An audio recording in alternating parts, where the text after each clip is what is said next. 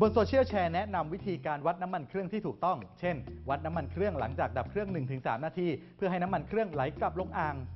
ชัวร์เหรอเรื่องนี้ถ้าจริงก็มีประโยชน์และควรรีบบอกกันครับแต่ก่อนจะแชร์ต่อต้องเช็คให้ถูกชัวร์ศูนย์ชัวร์ก่อนแชร์สำนักข่าวไทยอสมทเดินทางไปสอบถามกับนักทดสอบและผู้เชี่ยวชาญเทคโนโลยียานยนต์วิธีวัดน้ำมันเครื่องที่เขาแชร์นี้ใช้ได้จริงไหมครับอันนี้จริงครับเพราะว่าควรจะต้องมีขั้นตอนในการจอดรอให้น้ำมันเครื่องเนี่ยลงมารวมตัวกันในอ่างน้ำมันเครื่องก่อนที่จะทำการตรวจวัดเพื่อให้ได้ระดับที่ถูกต้องแล้วจำเป็นต้องวัดน้ำมันเครื่องในช่วงหลังจากดับเครื่องยนต์ 1-3 นาทีตามที่เขาแชร์ไว้ไหมครับการตรวจวัดระดับน้ำมันเครื่องสามารถที่จะตรวจวัดในช่วงที่เครื่องยนต์ยังเย็นอยู่หรือว่าจอดข้ามคืนนี่ก็ได้ครับอย่างในหัวข้อที่บอกอันนี้เนี่ยน่าจะเป็นข้อมูลจากต่างประเทศแต่บางครั้งในการตรวจวัดของต่างประเทศเนี่ยถ้าเครื่องยนต์มีอุณหภูมิการไหลเวียนระดับของตัวน้ำมันเครื่องที่มันรวมตัวกันอยู่ในอ่างน้ำมันเครื่องเนี่ยจะดีกว่าแต่ถ้าเกิดสำหรับประเทศไทยเราเป็นเมืองร้อนอยู่แล้วไม่ได้มีปัญหาเรื่องของอุณหภูมิที่เลยต่ำกว่าจุดเยือกแข็งส่วนการจอดรถแนวระนาบจะทำให้วัดน้ำมันเครื่องได้แม่นยำขึ้นได้ยังไงครับเพราะว่าอ่างน้ำมันเครื่องเนี่ยมีความยาวพอสมควรถ้าเอียงหรือว่าเอ็นในมุมที่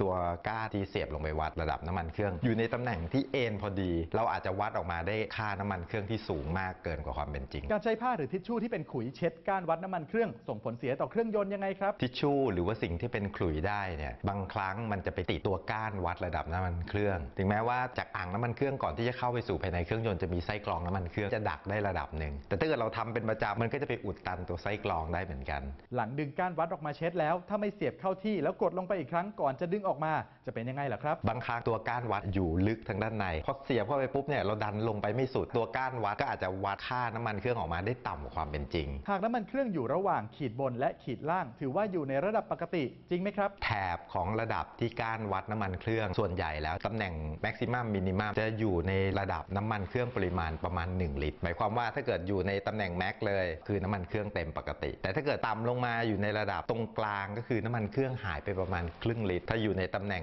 ต่ำสุดเนี่ยแสดงว่าอยู่ในค่าที่จำเป็นจะต้องเติมแล้วถ้าปล่อยให้น้ำมันเครื่องขาดจะมีผลเสียยังไงครับน้ำมันเครื่องที่ต่ำมากเกินไปจะทำให้โอกาสเวลาที่ตัวเครื่องยนต์ดูดน้ำมันเครื่องไปใช้ไม่พอมีการดูดไปใช้แล้วเกิดช่วงจังหวะที่ตัวฝักบัวที่ดูดน้ำมันเครื่องดูดเอาอากาศเข้าไปเพราะนั้นจะทำให้น้ำมันเครื่องเข้าไปหล่อลื่นเครื่องยนต์เนี่ยขาดเป็นช่วงๆในช่วงที่ขาดก็จะเกิดการสึกหรอสูงแล้วถ้าน้ำมันเครื่องเกินล่ะครับมีผลคล้ายๆกับน้ำมันเครื่องขาดเลยเพราะว่าระดับน้ำมันเครื่องถูกกำหนดไว้ตามก้านวัดในอ่างน้ำมันเครื่องจะอยู่ในตำแหน่งใกล้กับข้อเหวี่ยงเวลาที่เราเติมน้ำมันเครื่องสูงมากเกินไปมันก็จะไปชนกับตัวการหมุนของข้อเหวี่ยงก็จะทำให้น้ำมันเครื่องเกิดฟองในระบบการทำงานของตัวปั๊มน้ำมันเครื่องก็จะดูดน้ำมันเครื่องพร้อมฟองอากาศเข้าไปในเครื่องยนต์ฟองอากาศนั้นก็จะทำให้การหล่อลื่นเนี่ยขาดหายเป็นช่วงๆดังนั้นสรุปแล้วเรื่องนี้เป็นยังไงครับจริงครับแชร์ต่อได้ใช้รถควรหมั่นดูแลจะได้ไม่ต้องเสียเวลาแก้ไขในภายหลังนะครับยังมีอีกหลายเรื่องน่าสงสัยบนสังคมออนไลน์หากได้รับอะไรมาอย่าเพิ่งแชร์ต่อร่วมตรวจสอบไปด้วยกันกับชัวร์ก่อนแชร์อยากให้คิดก่อนส่งต่อสนับสนุนโดยกองทุนพัฒนาสื่อปลอดภัยและสร้างสรรค์